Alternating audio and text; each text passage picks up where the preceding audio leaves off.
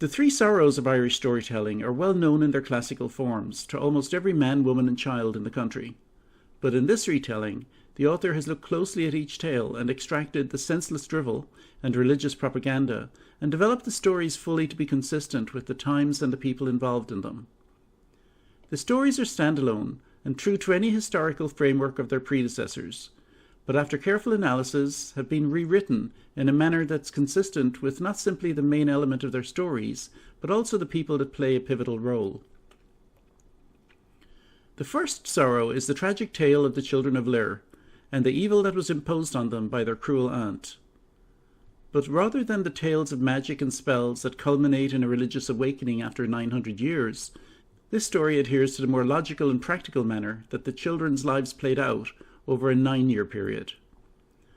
The story of the sons of Tuireann is that of a blood quest demanded in response to the death of someone's father. Rather than run with the vilification of the young men themselves, which essentially makes it sound like they get what they deserve, this retelling follows the more plausible approach that the death was actually an accident. Thus, the sympathy for the magnitude of the tasks ahead of them, and the price that they pay in pursuit, is commensurate with how the events more than likely played out. The third sorrow is the tragic tale of the sons of Uisneach.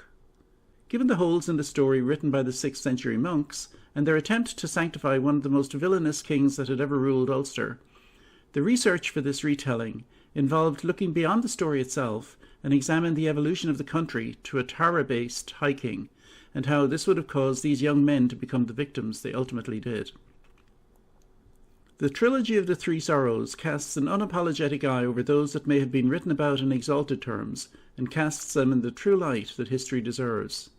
Sorrowful though they are, these stories allow us to place the heroes and villains in exactly the right column, and to do so without the influence of those that seek to deliver a message that distorts them.